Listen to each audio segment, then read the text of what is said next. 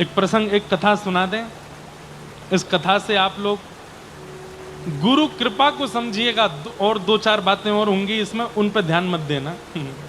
एक गुरु जी थे, संत थे। तो उन संत का बहुत बड़ा आश्रम था, नदी के किनारे गंगा जी के तट पर। बहुत सारे साधु महात्मा उनके साथ रहते थे। एक बार उन गुरु जी का, सन्यासी महात्मा थे, किसी स्त्री पर मन आ गया और वो महात्मा जी ने ब्याह कर लिया। अब ब्याह करते ही महाराज जितने साधु महात्मा रहते थे मठ में, सब छोड़ छोड़ के जाने लगे। बोले ओहो, अब तो सब बर्बाद हो गया ना। तो भजन करने के लिए आए थे हम, तो घर बार छोड़ छाड़ के, हमारे गुरु जी ने ही ब्याह कर लिया। सब छोड़ छोड़ के चले गए गुरु जी को, एक चेला नहीं गया। यहां पर गुरु जी की क्रिया पे ध्यान मत दीजिएगा, चेले के विश्वास पे ध्यान दीजिएगा। उसने गुरु जी का त्याग नहीं। तो गुरु जी बोले भाई सब तो चले गए, तुम भी चले जाओ। नहीं गुरु जी, मेरा आपके प्रति दृढ़ विश्वास है। आप जो कर रहे हैं, जो किया होगा, मुझे पता है कि सब सोच समझ के किया होगा। मेरे मन में संशय नहीं, मैं आपकी सेवा करूंगा। और आपको जो प्रिय है, हमारी गुरु मां, वो हमको और ज्यादा प्रिय, हम उनकी भी सेवा करेंगे। उस शिष्य ने गुरु का त्याग नहीं किया। वैकुंठ में बैठे हुए नारायण भगवान इतने प्रसन्न हो गए, लक्ष्मी जी से बोले देखो, गुरु निष्ठा इसको कहते हैं कि गुरु जी ने बेचारों ने कुछ भी किया हो, लेकिन शिष्य की निष्ठा देखो, गुरु के प्रति त्याग नहीं किया। लक्ष्मी जी बोली पर ऐसी, ये भी तो गलत बात है ना, गुरु जी गलत कर रहे हैं। बोले तो भाई शिष्य का शिष्यत्व है, वो तो स्वीकार करेगा, लेकिन हम कृपा गुरु जी पे नहीं करेंगे। शिष्य को जरूर हम वैकुंठ लेकर के आएंगे अपने साथ। ठाकुर जी गरुण जी पे बैठ के पहुंच गए। अर्धरात्रि का समय, और आंगन में जैसे ही गरुण जी आकर के विराजमान हुए, स्वर्ण की तरह चमक रहे हैं गरुण जी। और गरुण के ऊपर शंख चक्र गदा पद्म धारण करके ठाकुर जी बैठे हैं। नीचे खटिया पर शिष्य सोया था। भगवान ने उठाया, उठो। उठ करके उसने जैसे ही देखा, गरुण के ऊपर दिव्य तेजस्वी मणि की तरह चमक रहे नीलांबर श्री नारायण भगवान। हाथ पांव जोड़ के बोले जय जय, आप भगवान? बोले हाँ। आप मुझ पर कृपा करने आए हैं? बोले हम तुमको लेने आए हैं, चलो गरुड़ पर पीछे बैठ जाइए, हमारे साथ वैकुंठ चलो। बोले मेरा पुण्य क्या है? किस पुण्य के आधार पर मिल रहे हैं आप मुझे? बोले तुम्हारे गुरु के प्रति निष्ठा। तुम्हारे गुरु अपने पद से च्युत हो गए, तुम्हारे गुरु ने अनर्गल विचार किए, लेकिन फिर भी तुमने अपनी निष्ठा का त्याग नहीं किया। चलो हम तुमको वैकुंठ लेके चलेंगे, तुम्हारी निष्ठा से हम प्रसन्न हैं। एक बार गुरु जी से आज्ञा ले आऊं? ठाकुर जी बोले हम प्रत्यक्ष तुम्हारे सामने खड़े, साक्षात भगवान तुम्हारे सामने खड़े, अब गुरु जी की आज्ञा लेने जाओगे? बोले कि उन्हीं की सेवा की कृपा से तो आप मिले, उनसे एक बार आज्ञा ले लूं कि गुरु जी मैं वैकुंठ जा रहा हूं, नहीं तो सुबह उठ के ढूंढेंगे कहां गया चेला राम, एक बार बता तो आऊं उनको। ठाकुर जी बोले जाओ बताया। अर्धरात्रि का समय, गुरु जी सो रहे थे। गुरुदेव उठे गुरु जी, कहो बेटा क्या बात? आपके चरणों की कृपा से, आपकी आज्ञा से, आपके आशीर्वाद से मैं वैकुंठ जा रहा हूं। साक्षात शंख चक्र गदा पद्मधारी ठाकुर जी गरुड़ पर विराजमान होकर हमारे आश्रम में पधारे हैं, बाहर आंगन में ठाड़े हैं, मुझे लेने के लिए आए हैं। मैं आपको प्रणाम करके आज्ञा लेके जा रहा हूं। गुरु जी आज्ञा दो, मैं वैकुंठ जाऊं। गुरु जी बोले कहां है भगवान? बोले वो खड़े। गुरु जी ने बाहर झांक के देखा, कोई दिखे नहीं। बोले मुझे नहीं दिख रहे। बोले तुम पहले ठाकुर जी से कहो मुझे दिखें, मुझे दर्शन दें, तब मैं आज्ञा दूंगा। अरे गुरु जी अभी रुको। दौड़ के गया, ठाकुर जी? बोले जी मेरे गुरु जी को दर्शन दो, उनको जब आप दर्शन दोगे तब वो आज्ञा देंगे मुझे जाने की। भगवान बोले तुम्हारे गुरु के ऐसे कर्म नहीं है कि मेरे दर्शन कर पाए वो, तुम तो सीधी आज्ञा लो, चलो हमारे साथ। चेला बोला कि नहीं, गुरु जी को दर्शन नहीं दोगे तो मैं भी नहीं जाऊंगा, आप चले जाओ। ठाकुर जी बोले रुको हम होते हैं प्रकट। तुरंत प्रकट होकर ठाकुर जी ने दर्शन दिए। गुरु जी के हाथ पैर कांपे, आंखों से आंसू। जय हो ठाकुर जी, आपका मधुर दर्शन हो गया, बड़ी कृपा। चेला बोला गुरुजी अब आज्ञा, मैं जाऊं? बेटा अकेले जाओगे, हमको नहीं लेके चलोगे साथ? तुम बेटा वैकुंठ में मेरी सेवा के बिना कैसे रहोगे? और तुम चले जाओगे तो यहां मेरी सेवा कौन करेगा? तुमने विचार नहीं किया एक बार भी? चेला तो रोने लगा, अरे मेरे गुरुदेव आपको मैं नहीं रुकिए ठाकुर जी। बोले जी गुरुजी भी चलेंगे वैकुंठ। ठाकुर जी बोले सुनो, वैकुंठ जाने के नियम होते हैं और तुम्हारे गुरुजी ने सारे नियम उल्लंघन किए हैं। चुपचाप बैठो, चलो हमारे साथ। हमने एक बात मान ली, अभी बार बार तुम्हारी बात नहीं मानेंगे। सुनिए ठाकुर जी, मैंने तो नहीं बुलाया था आपको, खुद आए हो आप। मेरे गुरुजी जाएंगे तो मैं जाऊंगा, नहीं तो मैं भी नहीं जा रहा। या तो मेरे गुरुजी को लेके चलो, नहीं तो खा लिया। गरुण जी बोले जय जय। ठाकुर जी एक बार बोले चलो गरुण, इसके तो बड़े नखरे हैं। गरुण जी बोले लक्ष्मी जी को क्या उत्तर दोगे? उनसे तो आप बड़ा कह के आए थे, इसकी निष्ठा पे मैं प्रसन्न हूं, इसकी निष्ठा पे मैं राजी हो गया हूं। ले चलो, कौन से वैकुंठ में जगह बहुत है। आज तक सुना गया गुरु कृपा से चेला तरे हैं, आज सुन लेंगे कि चेला की कृपा से गुरु भी तर गए। नहीं, सुनिए मैं थोड़ा संशोधन करूं। गुरु की कृपा से चेला तरे हैं, पर चेला की निष्ठा से गुरु उतर रहे हैं, ये पहली बार होगा। चेला की कृपा नहीं होती, चेला की निष्ठा होती, शिष्य की निष्ठा होती। ठाकुर जी बोले जल्दी करो, हम पे समय नहीं है, बैठो। अपने गुरु जी को भी बैठाओ, चलते हैं इनको लेके। गुरु जी चलिए। ठाकुर जी राजी हो गए। जैसे ही गुरु जी तैयार हुए, बोले सुनो चेलाराम, गुरु मां को बताया हूं कि मैं वैकुंठ जा रहा हूं। जैसे ही दौड़ करके गए, बोले सुनो अब तुम आश्रम का ध्यान रखना, खूब प्रेम से यहां रहना, सब संपत्ति तुम्हारी है, हम तो चले। बोले कहाँ? ठाकुर जी आए लेने, वैकुंठ जा रहे हैं, मुझे भी ले चलिए साथ में, मैं यहाँ के लिए क्या करूंगी।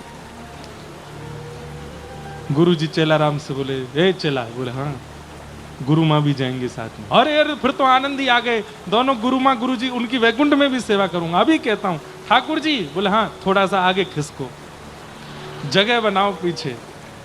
बोले क्यों, अब क्या है? बोले गुरु जी भी जाएंगे, मैं भी जाऊंगा, गुरु माँ भी जाए। ठाकुर जी बोले बिल्कुल नहीं, उसको तो हम बिल्कुल नहीं लेके जाएंगे, जिसने बेचारे सन्यासी का जीवन बर्बाद कर दिया, पूरा मठ मंदिर बिगाड़ दिया, उसको लेके जाएंगे हम? बोले देखिए वो नहीं जाएंगी तो गुरुजी नहीं जाएंगे, गुरुजी नहीं जाएंगे तो मैं नहीं जाऊंगा, खाली हाथ जाओ।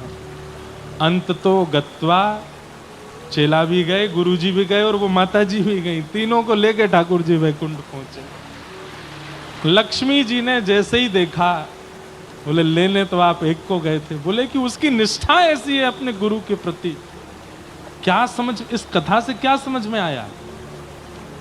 इसका मतलब ये नहीं है कि कोई कुछ भी करे और आप उसके प्रति फिर भी, वैसी भावना नहीं है। भावना आपकी निष्ठा की।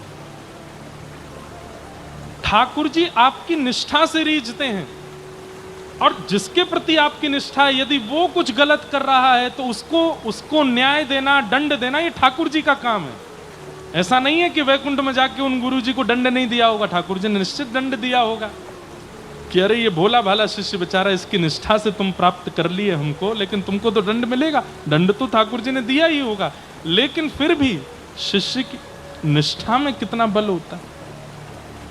अरे हम एक बात कह दें तो कई बार तो शिष्य की निष्ठा गुरु का निर्माण श्रेष्ठ रूप में कर देती है, बस उसकी निष्ठा, ऐसी निष्ठा हो अपने गुरु के प्रति। ठाकुर जी दयावंत हो जाते हैं, ठाकुर जी को करुणा आ जाती है जब वो देखते हैं कि कोई कितनी निष्ठा करके बैठा है अपने गुरु के प्रति। उस निष्ठा से ठाकुर जी प्रसन्न हो जाते हैं। तो जीवन में एक पथ प्रदर्शक होना चाहिए। आपकी दुनिया सुनती है, पर आपके ऊपर भी कोई एक ऐसा होना चाहिए जिसकी आप सुनते हो। अगर ऐसा नहीं है तो आपका पद नष्ट होने से, आपको नीचे गिरने से कोई नहीं रोक सकता। अपने ऊपर एक रखिए जिसकी आप सुनते हो, जिसकी आप मानते हो, जिसकी आज्ञा गुरुणाम अविचारणीयाम गुरु की आज्ञा पर दूसरा विचार नहीं होना चाहिए। गुरु जी कह दें गौरी घाट चले जाओ जबलपुर, तो आप ये प्रश्न मत कीजिए कि करना क्या है वहां जाके। नहीं, गुरु जी ने कह दिया जाओ तो जाओ, वहां होगा क्या वो गुरु जी जाने। इतनी निष्ठा गुरु के प्रति होनी चाहिए। और ऐसी निष्ठा जब शिष्य के चित्त में आती है तो ठाकुर जी रीझ जाते हैं, ठाकुर जी प्रसन्न हो जाते हैं, ठाकुर जी उससे आनंदित हो जाते हैं। ठाकुर जी कहते हैं गुरु जी को पीछे छोड़, पहले तू प्राप्त कर मुझे, क्योंकि तेरी निष्ठा बहुत है। आजकल के लोग उसको अंधविश्वास कह देते हैं, आजकल के लोग उसको कुछ भी कह देते हैं, अरे ये तो पागल हैं, ये ऐसे वैसे। बोलने दीजिए, संसार का काम तो बोलना है। आप अपने गुरु के प्रति निष्ठा रखो। हमारे वृंदावन के पूज्य प्रेमानंद जी महाराज, आए दिन लोग उनके बारे में कुछ ना कुछ बोलते हैं। आए दिन लोग किसी ना किसी संत के बारे में, महापुरुष के बारे में, शंकराचार्य जी के बारे में, आद्य शंकराचार्य जी के बारे में, परंपराओं के बारे में खंडन करते ही रहते हैं। ये कलयुग ज्यों-ज्यों आगे बढ़ेगा खंडन और ज्यादा होगा। लेकिन आप अपनी निष्ठा को डगमगाने मत दीजिए, आप अपनी निष्ठा रखो। और हम सत्य बता रहे हैं, आज इतनी भीड़ दिख रही है कथा में, हमको इस बात से प्रसन्न नहीं होना चाहिए, अभिमान नहीं करना चाहिए कि इतने लोग कथा में आ रहे हैं। ये बहुत लंबे समय तक नहीं रहेगा। एक समय ऐसा आएगा कुछ वर्षों बाद, कथाएं नहीं होंगी, प्रवचन नहीं होंगे, सत्संग नहीं होगा, क्योंकि इन सब के पीछे दुनिया पड़ी है, इन सबको बंद करने के लिए, रोकने के लिए, खत्म करने के लिए। आज गौ हत्या के लिए कितने लोग आवाज उठाते हैं, कोई कुछ नहीं हो रहा है कहीं भी। एक समय यह भी होगा कि कथा भागवत हो, उसके लिए हमें आज्ञा दीजिए, परमिशन दीजिए, नहीं मिला करेगी। ये होगा, तभी तो कलयुग प्रचंड होगा, तभी तो कलयुग बलवान होगा। तो बहुत अच्छे समय में है हम लोग कि हम कथा सुन पा रहे हैं आज, क्योंकि कुछ वर्ष बाद नहीं मिलेगी। हमसे कई लोग, महाराज जी भी कभी कहते हैं, पिताजी भी कहते हैं, कई लोग, लाला ने का आराम करे कर, इतनी भाग दौड़ मत करे कर, लगातार कथा मत करे कर। हम कहते हैं पिताजी कुछ समय की बात है, उसके बाद तो होनी नहीं है कथा, इसलिए अभी जितनी हो जाए कर लेते हैं। अभी जितने लोगों के चित्त में भक्ति स्थापित हो जाए करवा देते हैं, क्योंकि कुछ समय बाद कलयुग आक्रमण कथाओं में ही करने वाला है, श्रोताओं के चित्त पे ही करने वाला। रोक लगा दी जाएंगी। भगवान ना करे कि वो समय हमें देखना पड़े, पर आएगा जरूर। इसलिए भैया अभी कृपा है ठाकुर जी की, इस कृपा का अनुभव करके खूब कथाएं सुन लो, खूब अपने जीवन का उद्धार कर लो, खूब गुरु आश्रय करके मंगलमय गति को प्राप्त कर लो, क्योंकि कल में परलय होएगी। बहुरी करेगो कब, आज ही करो, भजन तो अभी कर लो। गुरु कृपा। और गुरु के प्रति निष्ठा कैसी होनी चाहिए, एक पंक्ति में गाता हूं। जहां ले चलोगे वहीं मैं चलूंगा, जहां ले चलोगे वहीं मैं चलूंगा। ओ जहां नाथ रख दोगे, जहां नाथ रख दोगे, जहां नाथ रख दोगे, जहां नाथ रख दोगे, ओ वहीं मैं रहूंगा, जहां ले चलोगे वहीं मैं चलूंगा।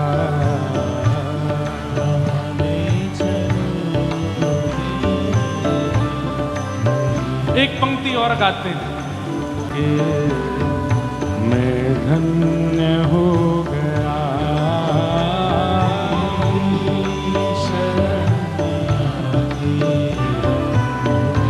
इतनी संख्या में बैठे हो, करताल बजा के गाइए, ऊंचे स्वर में बोल करके गाइए। तेरी शरण में आके मैं धन्य हो गया,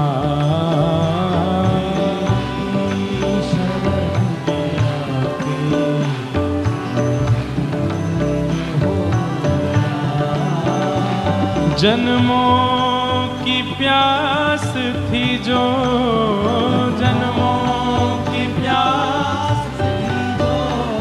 जन्मों की प्यास थी जो,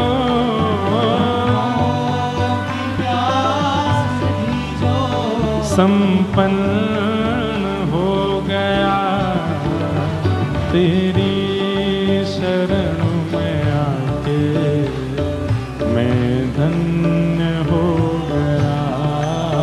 एक बात सुनिए, जीवन में बंधुओं गुरु जरूर होने चाहिए। सदगुरु का आशीष आश्रय जीवन में जरूर होना चाहिए। आपके दीक्षा गुरु हैं तो बहुत ही अच्छी बात है, और दीक्षा गुरु नहीं है तो एक किसी के प्रति शिक्षा गुरु की भावना रखो, जो आपका पथ प्रदर्शन करते हो, जो आपके जीवन को एक राह दिखाते हो। ऐसे गुरु जीवन में निश्चित होने चाहिए। गुरु आश्रय निश्चित होना चाहिए। बंधुओं,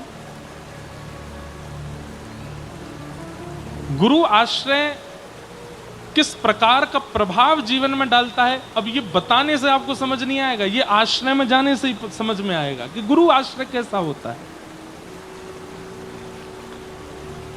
हमारे पूज्य गुरुदेव भगवान के परम कृपा पात्र पूज्य पिताजी, हमारे पूज्य दादा गुरुदेव भगवान के कृपा पात्र पिताजी पूज्य महाराज जी, आप सदगुरु की कृपा कैसी होती है इसका स्पष्ट उदाहरण है। हमारे संजय भैया भी अपने गुरुदेव के, इनके गुरु की कैसी कृपा, अभी उन्हीं के उत्सव में कथा करने आए थे, और उनकी कृपा इन्हीं पे नहीं, पूरे मध्य प्रदेश और कई भारत के क्षेत्र के लोगों पर कैसी कृपा। समझ क्या आता है कि गुरु कोई इंसान नहीं होता, गुरु कोई व्यक्ति नहीं होता, गुरु कोई पदवी नहीं होती, गुरु एक विश्वास का नाम है। उस वाक्य पर जो विश्वास करता है उसकी रक्षा की जिम्मेवारी पर ठाकुर जी रखते हैं।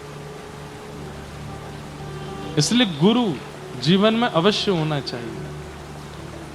आप यदि स्वच्छंद घूम रहे हैं, आप यदि स्वच्छंद घूम रहे हैं मतलब ऊपर कोई गुरु नहीं है, तो भाई देखो बात थोड़ी कहने में विचित्र सी है, लेकिन थोड़ा समझ जाइएगा।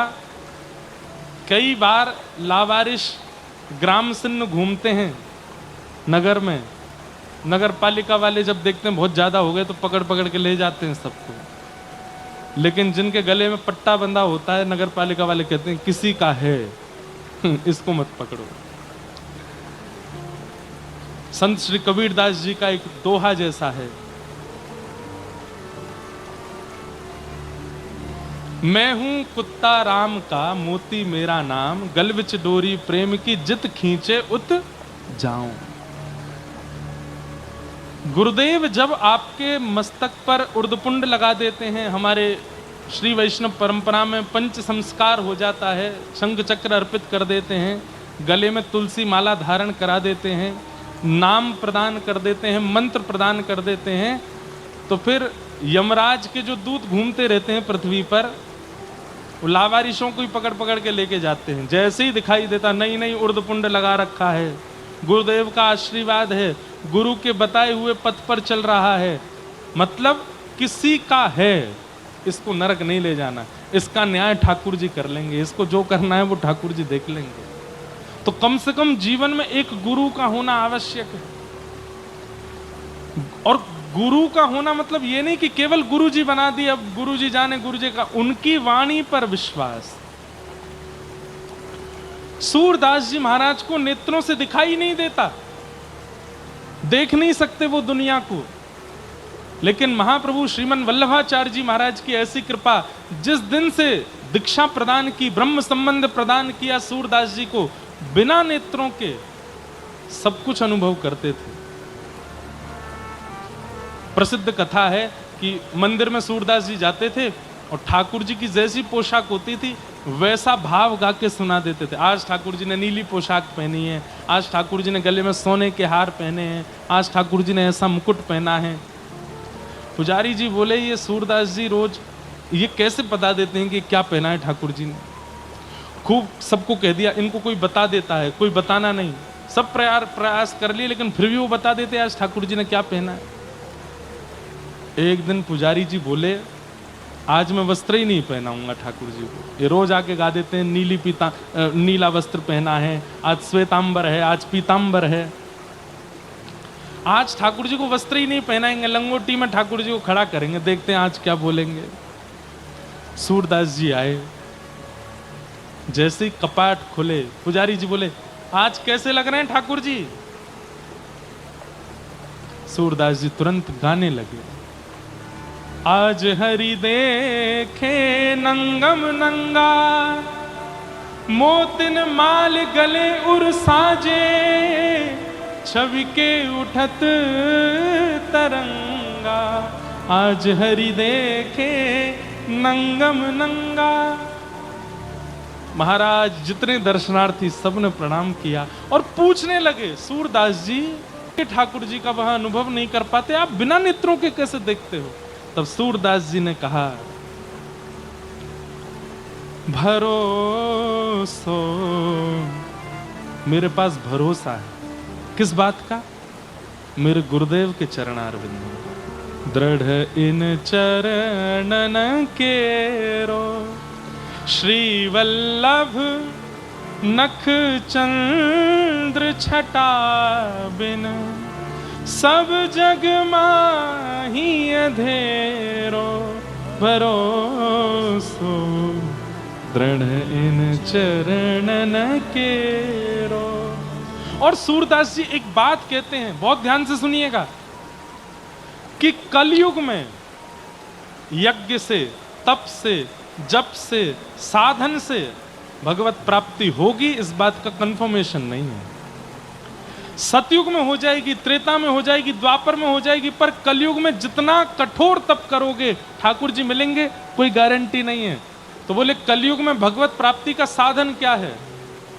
तब सूरदास जी कह रहे हैं, साधन और नाहिया कली में, जासो होत निवेरो। और कोई साधन नहीं है, केवल एक साधन है, क्या?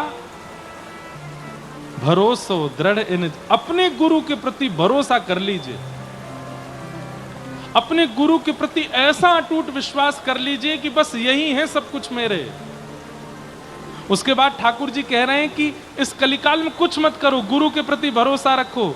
सूरदास जी कह रहे हैं, मैं प्रमाणित होकर के कह रहा हूं, सूर कहां कहे दुविध आंधरो, बिना नेत्रों का सूर कह रहा है कि मैं सब देख लेता हूं अपने गुरु की कृपा से। इससे बड़ा मैं प्रमाण क्या दूं आपको?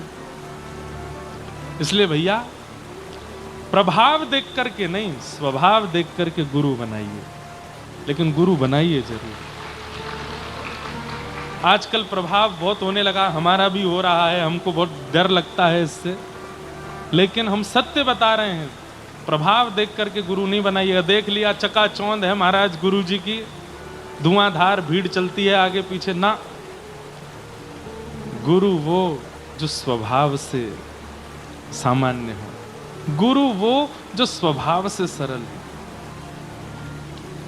और एक बात बताएं, गुरु की पहचान, वैसे तो गुरु को परखना नहीं चाहिए, पर जिनको देखते ही, जिनकी वाणी सुनते ही, जिनकी उपस्थिति होते ही कोई इंसान ना दिखता हो, ठाकुर जी का स्मरण होता हो, समझो वही आपके गुरु हैं। और एक बात और बोल दूं, एक बात और सुनिए, फिर बजाना ताली। जिनकी बातें सुन के, जिनकी उपस्थिति होते ही, जिनके प्रवचन सुनते ही, जिनको प्रणाम करते ही, जिनको दर्शन करते ही अपने सालों साल के अंदर विराजमान अवगुण को छोड़ने का मन कर जाता हो, समझो वही गुरु। ये गुरु, मैं व्यसनी हूं, मैं क्रोधी हूं, मैं लोभी हूं, और ये वर्षों से मेरे चित्त में है, लेकिन मैं इस दोष को निकाल नहीं पाड़ा। लेकिन सन्मुख कोई ऐसा महापुरुष आया जिसके आते ही मन में भाव आया कि अब क्रोध का त्याग कर दूं, अब लोभ का त्याग कर दूं, अब मोह का त्याग कर दूं, अब व्यसन का त्याग कर दूं, समझो वही गुरु है। आपके लिए ही भेजा ठाकुर जी ने। गुरु वो नहीं जो आपसे कहे चेला राम तुम भी थोड़ा सा धुआं उड़ाओ, हमको भी उड़वाओ। चेला राम तुम भी चलो थोड़ा सा ऐब कर लो, हमको भी करवाओ। वो गुरु नहीं। गुरु वही जो हरि सो मिलावे, गुरु वही जो सदमार्ग दिखावे, गुरु वही जो भक्त बनावे, और गुरु वही जो सब छुड़ाए वृंदा विपिन बसावे। वो गुरु है। आप रहते कटनी में हैं, आप रहते जबलपुर में हैं, आप रहते मध्य प्रदेश में हैं, लेकिन गुरु के आश्रय से सदा चित्त जगन्नाथ में रहता है, द्वारिका में रहता है, बद्रीनाथ में रहता है, वृंदावन का स्मरण करता है, समझो वही गुरु है। इसलिए प्रभाव के गुरु नहीं, स्वभाव के गुरु बनाइए। और एक बात बोलें, केवल गुरु की बात नहीं है, प्रभाव देख करके कोई संबंध मत बनाइए। ना मित्र बनाइए, ना भाई बनाइए, ना पत्नी बनाइए, ना पति बनाइए। और ये सामाजिक संबंध जो बन जाते हैं हमारे कई सारे, अरे तुम मेरे मुंह बोले बहन हो, तुम मेरे मुंह बोले भाई हो, प्रभाव देख करके सब बहुत जल्दी बना लेते। ना, प्रभाव नहीं, प्रभाव का स्वरूप है, बहुत दिन तक टिकता नहीं है, पर स्वभाव सदा रहता है, सदा रहता है। रावण प्रभावशाली था, और मैं अगर कह दूं तो प्रभु श्री राम के समय पर प्रभाव कहीं ना कहीं रावण का हो रहा था, लेकिन प्रभाव नहीं, स्वभाव की विजय हुई। श्री रामचंद्र कृपालु भज मन हरण भव भय दारुणौ, नव कंज लोचन कंज मुख कर कंज पद कंजारुणौ। श्री राम, उनके स्वभाव की विजय हुई। वो मर्यादा पुरुषोत्तम है, पिता के प्रति मर्यादा, पत्नी के प्रति मर्यादा, मित्र के प्रति मर्यादा, अरे कहां तक है शत्रु के प्रति मर्यादा, सब मर्यादाओं का पालन करने वाले राघव जी की विजय हुई। क्यों? प्रभाव नहीं, स्वभाव। और आप सबसे भी एक निवेदन करें, अपने प्रभाव पर काम मत कीजिए, स्वभाव पर काम करो। प्रभाव देख करके तो कोई भी नतमस्तक हो जाता है, पर स्वभावशाली व्यक्ति तो स्वप्न में भी आता है, स्वभावशाली व्यक्ति तो चित्त में भी रहता है, स्वभावशाली व्यक्ति तो सदा स्मृति में रहता है। इसलिए स्वभाव बनाइए ऐसा कि सबके प्रिय बन जाओ। और जिस दिन आपका स्वभाव सर्वप्रिय हो गया, समझ जाइएगा आप ठाकुर जी के प्रिय हो गए, ठाकुर जी को भा गए।